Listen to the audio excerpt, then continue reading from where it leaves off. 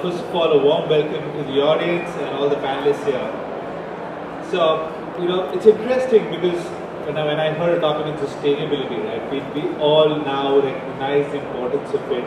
We've seen it evolve from a discussion which was more regulatory driven around sustainability and energy to we saw increasing awareness from customers to a point where I believe that it has become one of the most significant decision-making factors for any vendor service provider selection. So, given that importance, right, the next question then comes up is how do you really strategize around it? If it is so significantly important, what are the steps? What are the best practices? What are probably the guidelines? And I think we have a fantastic panel here to bring in different perspectives. They come from a very rich background of a variety of experiences. And what I'm looking forward in the next half an hour or so is a lot of discussion around it. So thank you again, all of you. Ali, maybe then I can start with you first. Sure. I mean, we've been talking about green data centers for a while. It's not a concept which has emerged now, right? It's been evolving. But there's a heightened importance given to it at this point in time. Any thoughts on what makes it so relevant as of today? Thank you, and lovely to be here, and thank you for joining us.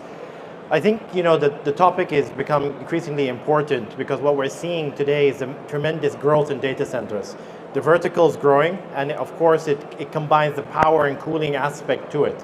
So power at the moment, if you look at some statistics and some research, 1 to 2% of the total power energy of the world is coming from data centers, and that is about to double in the next 4 years.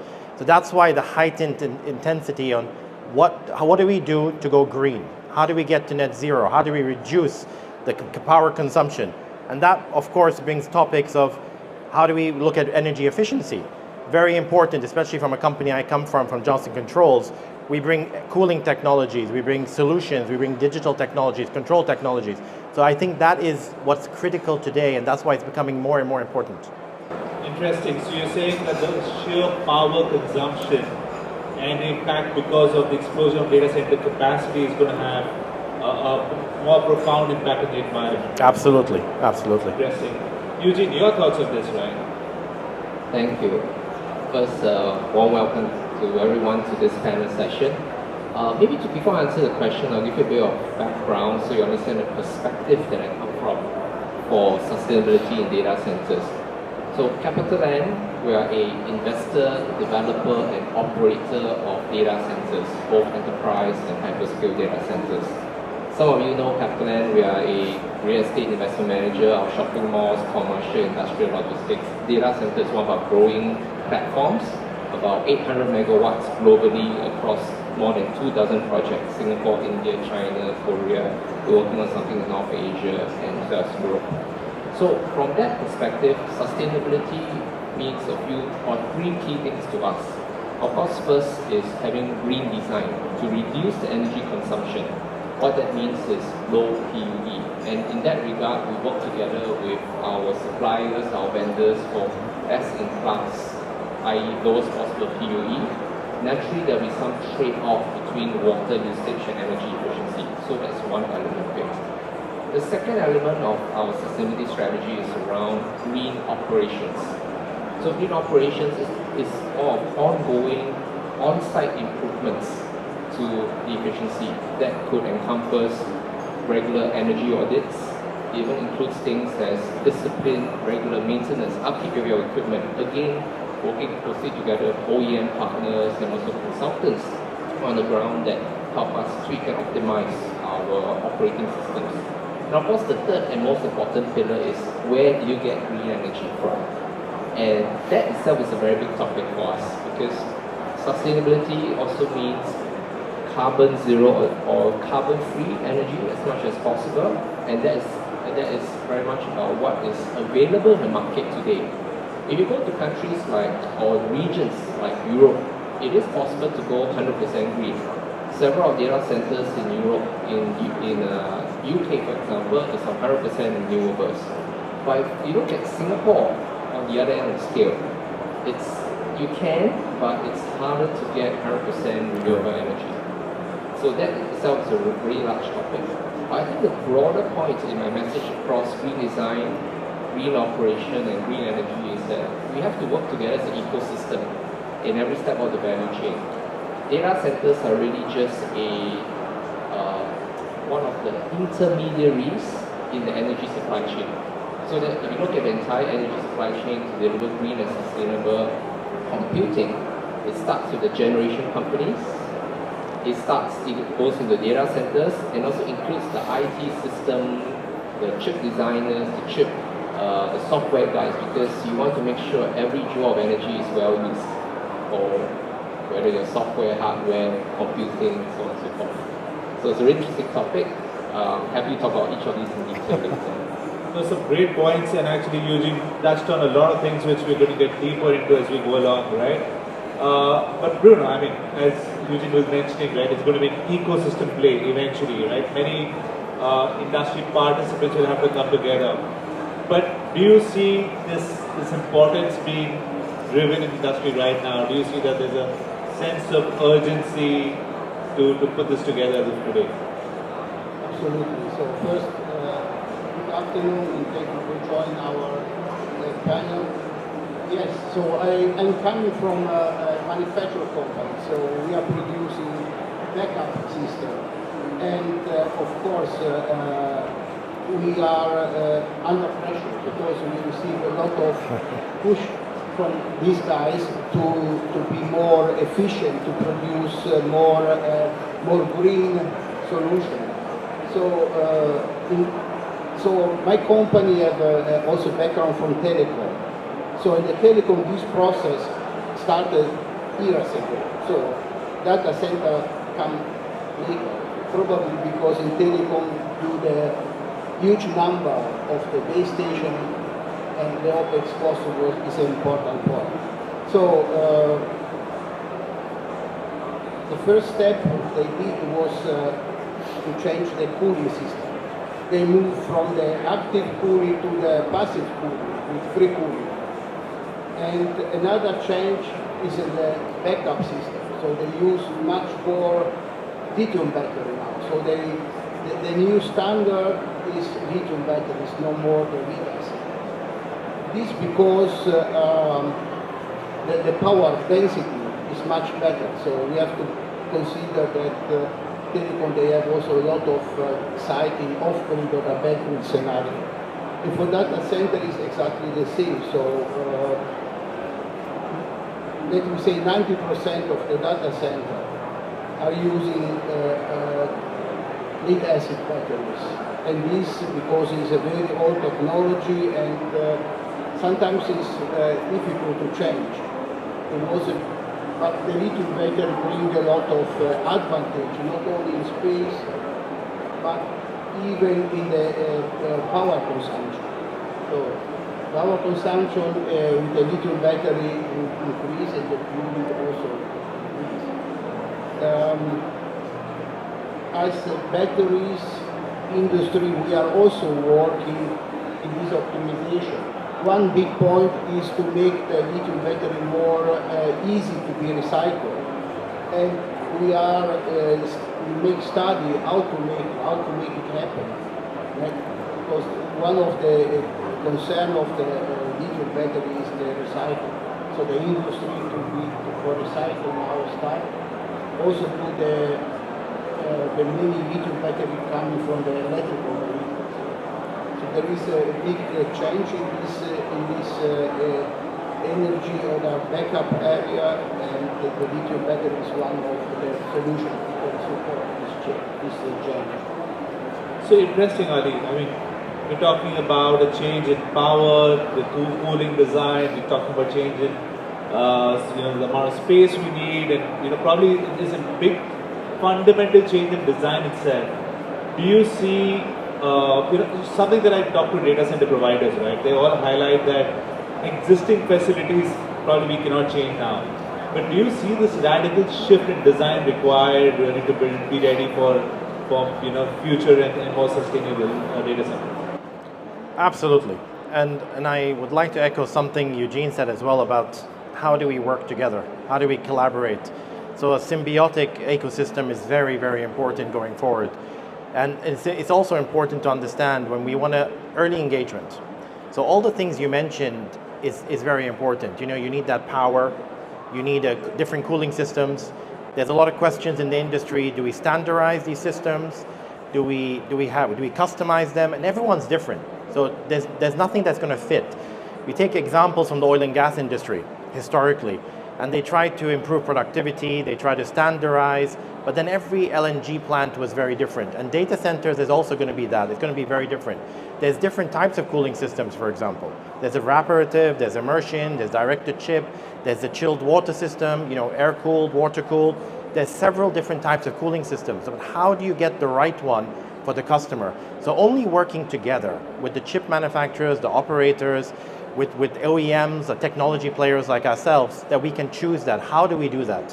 And then you also have the power, which we can come to in a minute. But from a cooling perspective, and again, I talk about cooling because it's 40% of the power consumed in a data center. So it's a large amount of energy consumed from a cooling system. How do we become more efficient? What are the changes do we need to do? There's hybrid systems today between liquid and air. Like, what do we do? How do we manage that? How do we design for it? So a company like ours, if you engage with us early, we want to partner. We want to be known as a technology partner. We have to shift the procurement cycle and the traditional procurement way to work to a different way to work, the more integrated way to work. For example, we have technologies like digital twin. We can simulate designs. We can work together on the concept. There's other aspects as well. Let me go from cooling to you have a lot of heat dissipated from the IT equipment. What do you do with that heat? How do you recycle that heat? So again, we have technology like a heat pump. You got that low-grade heat, 30 to 45 degrees Celsius. What do you do with that in a region like Southeast Asia? You don't need district heating. But what else can you use? If you build your data centers close to industrial parks, you can actually produce heating, which is process heating for manufacturing. So those are the things that you can improve your efficiency. How do you integrate your technologies and also work together very closely to understand what is the best design, what is fit for purpose, built for purpose. Later on, you'll come to a conversation, you say, okay, that's from a design perspective. Then you have to, of course, install it, commission it. That's another aspect of project delivery. I'll talk about that because that's my area of expertise. But later on, then you go to operations, very important operations. You need efficient operations. You need reliable operations.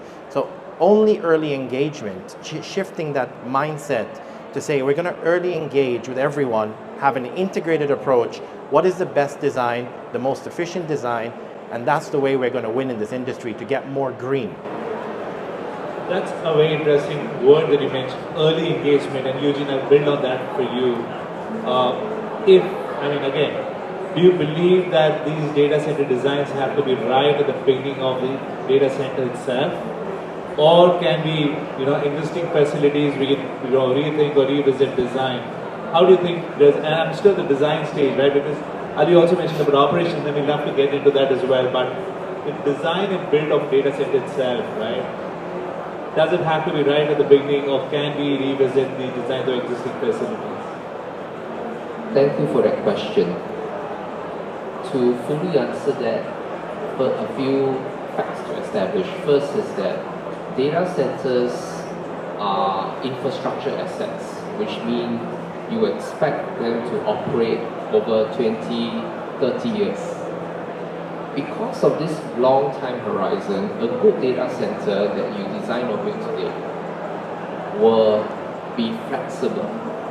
Flexible to accommodate upgrades, flexible to accommodate changes in technology. So our approach at CapitaLand for new builds is we have always put in a little bit more headroom in the design. We put a lot more effort there. I see some of my colleagues in the design development team. Kudos to you guys out there. It costs a little bit more upfront, but we try to future-proof it. And because we do that, that's why we're confident over the lifespan of these data centers, we can address all these future technologies or upgrades required to increase efficiency, address water efficiency, work with our partners. Now, there are legacy and older data centers out there. You will see maybe 15, 20, 30 years old. When they were designed back then, perhaps there was thinking, but today, are they still state of the art? To some extent, yes and no. You can do component changes, but you cannot upgrade the entire system. I'll use an analogy like a car, right? Today you can buy a Tesla EV, but your petrol-powered Toyota or Mercedes, you ain't going to change it to an EV just by doing a workshop. So there will be these considerations over the lifespan in the design, in the life cycle of the project. But it all starts with what you raised. It's about good design at the start. So get good consultants. That's one key thing. And think through the life cycle. It's not a short-term project.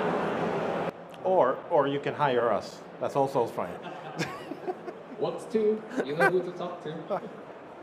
I think it's a good opportunity, especially for your companies, due to the fact that we will have a big number of new data centers, and also probably different as today, because each data center will be much more smaller, and you will need a very fast deployment. So, if you are able to create a standard which consider the energy efficiency, but also the circular economy, so to recycle and reuse. So this will be really support all these topics. So since Bruno just touched on the point of standards, do we see regulations really playing a big role in this whole data center ecosystem? Because largely, except for maybe the moratorium which came in because of the land limitation or power, and some countries, right, we've not seen data center being a very regulated industry in that sense.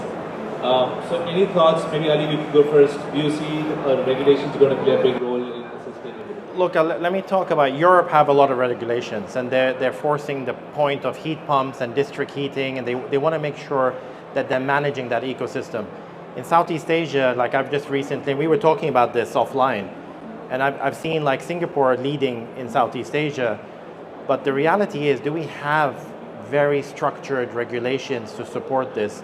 My personal belief is no. We have some standards like the Green Data Center standard that kind of drives energy efficiency and sustainability. I think it's SS564 or something, but I don't think it's strong enough. I think we're going to see this boom in data centers, power consumption, water consumption, which is another aspect of sustainability. And how do we actually tackle that? You can continue developing technology, and efficiency is the first thing you do. Then you look at renewable energy, like how do you do that? Some people cheat and go buy renewable energy certificates and say, you know what, I'm totally decarbonized, I got net zero.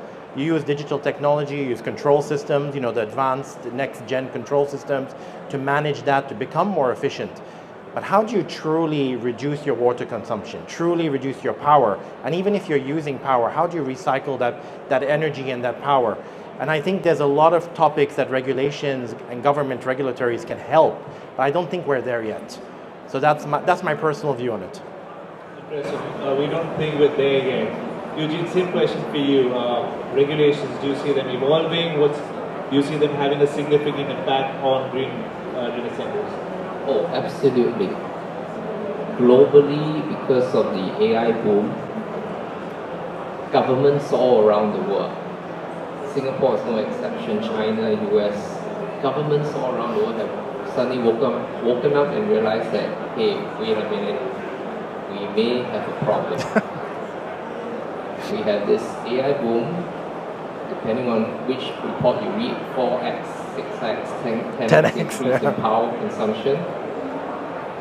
The government looks at either their carbon, their Paris climate treaty commitments, or they look at their energy generation network, utility, and realize that, wait a minute, I have a problem, not now, but I may have a problem 5 years down the road, because you have all these data centers that have quadrupled the energy consumption. And don't forget, energy is a social, economic, and political issue for countries. Very true. For you guys out there, how much do you pay for your retail electricity in your household? Imagine if a data center cluster or industry increased their consumption and your utility rates went up. That's a political problem for the government. So as a result, I think governments around the world are thinking ahead, trying to anticipate this problem. If you look at, and they've done a few things, either they try to control the growth of the data center energy consumption, and they try to shape that with energy efficiency standards, or in some cases, like the larger countries, especially those with nuclear generation capabilities, the US, Russia, China, they have enough ample reserves, so it's not so much a problem for them. You will see some of these interesting hybrids where off-takers and nuclear power plants are seeing a renaissance. But these are regulations. The regulations will come in to shape the growth of the power consumption. But this is also an opportunity for the renewable energy development sector, because they say, hey, now I see this big off-taker that could help me, that could make my renewable energy project back to earth, because it's a steady consumption. That's why you see in the US some news around modular nuclear reactors and all that. It's really to address this need. But of course, once you have all these more exotic technologies come in, regulation has to come in as well to maintain that safety standards, to manage the political and local impact as well. You can't run away from regulation. And I have not even talked about data privacy, AI regulation, all that. It's all interconnected. So yes, expect the sector to be more regulated in every country. It's coming. Yes, I fully agree. So I come from Europe, and in Europe we have some clusters. So like Dublin in Ireland, Amsterdam in Holland, or Frankfurt in Germany. So here the power providers are really struggling because they are really afraid that something happens because too many of their power goes to the data center. And now in Ireland, they work on a regulation that say that if you want to build a new data center, you have to take 30% of the power by yourself. This could be from wind farm, solar farm, or energy storage. So my company also works for energy storage, and we make a design to use energy storage in container with solar inside, and use the battery, lithium battery, into the container for the backup, but also to support the grid. So this design will be 100% a must in the near future. So you will see data center with solar on the rooftop or in combination with battery energy storage. I think this will be also pushed. Yeah, I agree. Absolutely.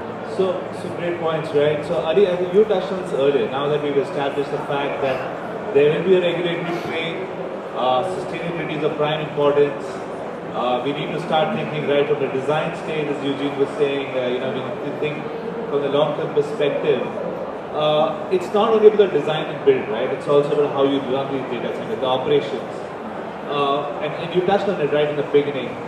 Are there any best practices or any frameworks that probably data center providers need to start thinking when it comes to the operation side of ensuring green data center? Yeah, from an operation perspective, I think it's critical that a couple of KPIs. Efficiency, maintain that, and be very reliable. You want to have that availability of their equipment, availability and uptime of your data center. You don't want to be shutting down. Again, very similar to the historic industries like oil and gas. You don't want to shut down for other reasons. Data centers, same thing. You don't want to shut down. You want that reliability, that efficiency. The question would be, how do you do that? How do you maintain that? There's several SLAs around. But what we do in our company, and we go digital here, is we connect our assets. So connecting assets like connecting chillers. Globally today, we have around 23,000 chillers that are connected. We are learning every day. Not even every day, it's every minute. We learn something. We have diagnostic engineering. We have predictive maintenance. That is critical because as we learn best practices, lessons learned, we transfer that around the globe. That's why our customers like us to come and understand, what are you doing differently? How can we maintain our equipment? How can we keep it up? How can we keep it efficient? How do you predict that before a failure happens, it's going to happen, and you make sure you have a planned shutdown rather than an unplanned shutdown that you're running behind the ball. So for us, the connected chillers, connected assets are critical. That is what we're leading with. Again, then you have the digital technology with our OpenBlue platform. For example, we have the CUP, which is the Central Utility Plant platform. Again, it's AI driven, giving all that predictive analytics, but data is good. But what do you do with that data is very important. How do you transfer that data to have useful and meaningful insights and trends and patterns to be able to avoid such things? Efficiency, reliability, that is critical going forward for operations. Efficiency, reliability, and it's a question for you now with all the investments that you're making. Is there a common thread of best practices that you are seeing from an operations standpoint? Short answer is yes. Because first, the idea is to make your systems inside the different subcomponents, the subsystems within a data center, intelligent, responsive, power, cooling. So one of the very common practice among all data center developer operators is, for example, chiller systems. Chiller systems, these are usually a battery or battery, but there's a whole array of chiller systems. You can run it in different combinations depending on load, ambient temperature. So obviously it's not manually controlled. There will be software, there will be a chiller control system, in some cases AI-enabled chiller control system to find that right balance to optimize, to minimize energy consumption. So these are things you can build in from the start, in your design and vendor selection, vendor cooperation process. Now, during the life cycle itself of the project over that 20 years, you will probably do some chiller upgrades, chiller overhauls. There's an opportunity to also improve, change things out. Even for our commercial buildings, we also change chillers. We upgrade chillers because you get a better and more efficient chiller, just at your home air conditioner, and probably after 10 years, you probably get one that's even more efficient. So that's part of the life cycle replacement, that's part of operations. Of course, underpinning all that is you need to improve something, you need to measure something. So put in place a good building management system, subsystem to track, monitor, and of course have your operations team watch those metrics. And if something doesn't look right, to intervene early, repair, replace, so on and so forth. Those will be the few key tenets of how we look at operations in terms of efficiency. And of course, occasionally do the energy audit, do that water consumption audits. It's always great to just have an external party come in, benchmark it. You don't have to do it every year. You probably just do it every couple of years to understand where your facilities are vis-a-vis other similar facilities in your portfolio, or benchmark to external requirements as well. So for example, in Singapore, PUB has a target water usage efficiency standard. So how much better are we on that target versus the rest? It's always good to know. Competition and transparency does help us improve things along the way. Very true. Great points there.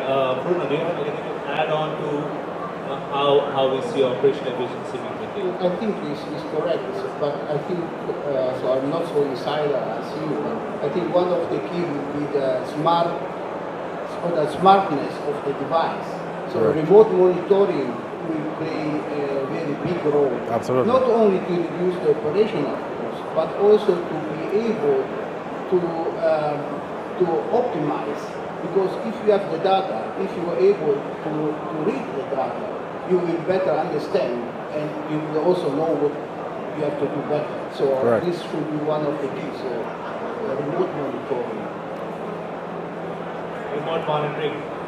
In the interest of time, I'll take a quick pause here for a minute. Does anybody have any questions that we can ask the panelists, and I can continue? Any questions from the audience? Okay. I see a few familiar faces in the crowd. You don't want to embarrass them, right? Okay, so we'll continue our discussion in that sense.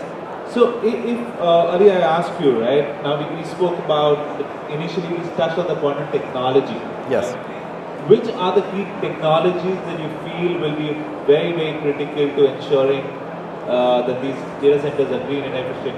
You touched on renewable energy, we spoke about PUE, and we touched on cooling. But if I was to ask you the few technologies that you would say are going to be fundamentally critical for green data centers, what would they be? Okay, just to go back a second to Bruno, when you said, remote monitoring, that is the connected chillers, connected assets. That's all remotely done with JCI, and that is the critical key that we can actually predict failures before it happens. So going back to your question on additional technologies, I think we need to address, the whole panel is about green energy, right? So we touched on a different kind of green energy, but I think what I like to call an integrated energy solution is, what is next for the industry? And I think we need to come with the power idea.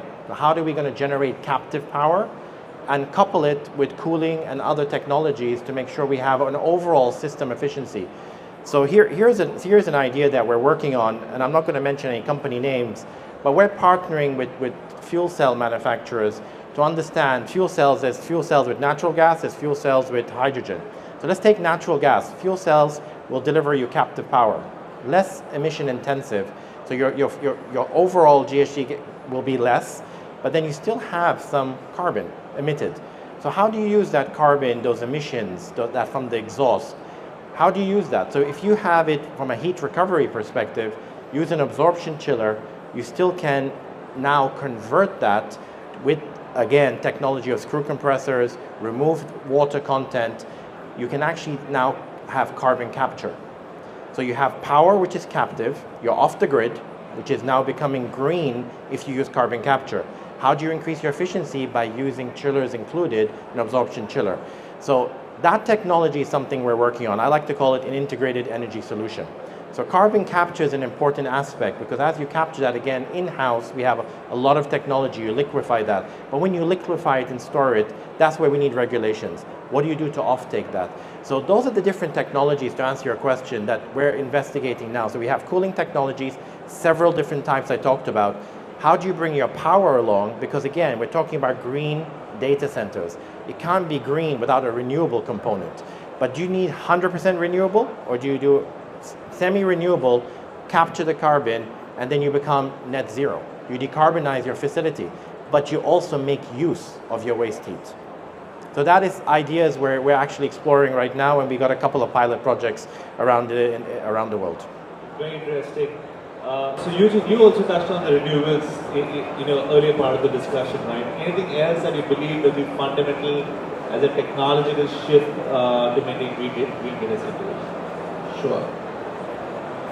And this is more a commentary for how to look at the energy generation sector. So today, at least in Asia Pacific, most of the countries use some form of fossil fuel. Coal, natural gas, sometimes diesel. Among these three energy types or three fuel types, natural gas is the cleanest, which is what Singapore is almost exclusively using. That's why we're quite blessed with good air quality. But in a lot of other parts of Asia, coal-fired power plants are not uncommon, partly because coal is a relatively cheap source of fossil fuel. So from a very practical perspective in terms of energy strategy, and this is probably where regulations also come in. Governments do have to nudge their respective generation companies to switch from coal plants to natural gas plants, which are all very established, very proven technologies. Natural gas plants themselves have the possibility of using blended gas, i.e. to say natural gas blended with hydrogen. So that should also reduce the carbon footprint over time. But hydrogen itself is has a different set of economics, not so straightforward. Simply put, hydrogen is still expensive. But in the medium term, most countries will get there in terms of hydrogen as a viable energy source for generation plants. Then of course, solar, wind, these are very common today. But the problem with these are intermittent. The sun only shines so many hours a day, right? What happens at night? So our data centers run 24/7. So that's where there are all these alternative technologies. Fuel cell, hydrogen fuel cells are indeed one of them. So overall for us on behalf of our customers as off-takers of energy from the grid, we do look at the source of energy. We work with our customers to see what's the right blend, what's the right mix. You are right also that some of our customers, for their own reasons, they will choose to buy RECs, credits, RECs to offset their consumption and so on. So everybody has their own approach to greening their energy consumption and helping to bankroll some of the new projects. And again, for our approach is that we work with our suppliers, with our customers to find what's the right mix for them. There's no one size fits all in this industry. So that's some great responses there. Bruno, do you have anything to add on? It's difficult to speak last in this context, but anything that you add? We've been very unfair to Bruno here. I just think it's nice and it's okay. When we talk about thermal or hydrogen, I think this is more long term. Correct. But we want reduce the CO2 emission and the energy consumption now. So I think for now we have enough solution. So when we talk about solar, we talk about wind, we talk about batteries, and so on. It's a question of design. So we have to consider that probably every data center is different. And we have data center in all locations of the world. And some data center in, I don't know, in Canada cannot be replied in Tanzania. So, but we have to consider this aspect. But I think, and I repeat this point, we have at least to have a standard which could cover at least 50%. If you are able to cover 50% of the data center, we will have achieved a big goal. Because by 50% of the data center, we will have at least a high saving in terms of CO2 and energy consumption. So today we have all the tools to achieve this. So we just go to supermarket, we can go solar panel or battery.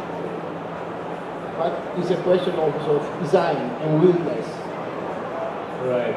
So in that context, right, Bruno, if I ask you one prediction that you believe, right, for the industry in sustainability in green, in one line, what would that be? What's your prediction how the data center industry may look like in the next, say, 2 to 3 years?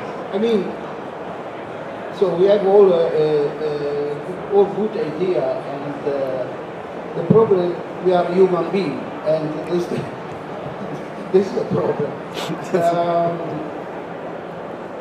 I think if the industry really sits together and see this as opportunity and work together to create some standard. So don't care about if you have some regulation in one country or another. This is our standard from our industry. So I think all the regulation in the other country will accept it. We will be happy to have something. Agreed. Well, Eugene, your prediction as a closing note. Energy consumption is definitely going up. We can't run away from that fact. So it is how do we reduce that as much as possible and just work with our partners to green it as much as possible. Those will be the two key pillars for us. Fantastic. Ali. I think going forward, you're going to see that if you want to build a data center, you're going to have to come with your power. Don't come and take it off the grid. It's not going to happen. Come with your captive power. That's one. I see the next step is going to be all these technology players, and we're one of them as JCI, Johnson Controls, is design and build, manufacture for data centers. And that is exactly what we've done with our new chiller, magnetic bearing chiller, which is the YVAEM. That is what we've designed for data centers. So I think technology players will be designing for data centers. You've got to come with your own power, that's captive power, and that symbiotic ecosystem, early engagement has to happen to change and shift the way we work. Excellent. So I'll recap some of the key points that I heard, right? So we emphasized on the point that sustainability and green will be important. We're going to see more importance coming in with AI and growing expansion and increasing capacities. We heard this quite a few times that early engagement will be critical and data centers will have to be designed now to be flexible to change. We also spoke about the fact that it cannot be an afterthought, it has to be right from the beginning of the design itself. Regulations and standards will probably increase, will become mainstream, and maybe in different capacities of governments at different stages, but we're going to see more of that coming in. We also heard that on the technology standpoint, it's going to be not one technology, but multiple technologies, right from the way you use your energy, the renewables. You mentioned about getting your own power. We talked about new cooling systems, new power systems, carbon capture technologies, and so on. Operations will be continual. You'll have to find new ways of measuring it. You'll have to continuously improve it. So it's like cyclical. It's not a one-way route. And finally, something that everyone emphasized on is going to be an ecosystem play. We'll see multiple ecosystem participants coming together, right? So I think a fantastic discussion, and I once again thank you to all the panelists for your insights. Thank you very much. Thank you very much. Thank you. Thank you once again to all the panel members.